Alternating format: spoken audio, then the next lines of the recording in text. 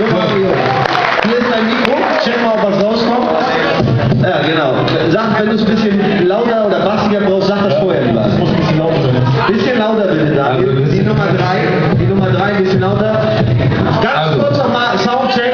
Hört die Jury, sind die Boxen an, hört ihr vernünftig?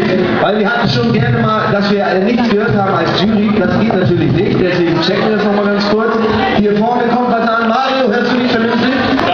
Kommt da was raus? Alles klar. So, Freunde, was wird da hinten rumgekaspert? Das sind alle, die schon bei der Academy sind. Ey, die Achsen da, was ist da los? Hey? Ja, hallo, da werden die gleich mal, wie nennt man das nochmal in der Schule hier?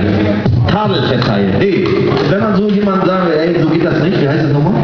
Wie war das nochmal? Man kann nur Ey, so geht das nicht. wenn man Respekt gibt dir sozusagen in der Zukunft. Was ich sagen wollte, jetzt gehen die Battles los. Wenn ihr da rumkaspert, dann macht doch draußen, weil alle anderen wollen sich gerne drauf konzentrieren, oder? Sag doch mal. Ist doch mal ein Wort. Alles klar, peace and love. So, können wir noch mal einen Applaus für die Battle-Runde jetzt bekommen? Für alle Teilnehmer, können wir die noch mal aufbauen und motivieren? Mario, das deine Team ist. Und eine Bitte noch an den Lichtmann. Ich weiß, man will mal alles sehen, aber ein bisschen weniger Sonnenbank und uns geht bestimmt besser. Vielen Dank.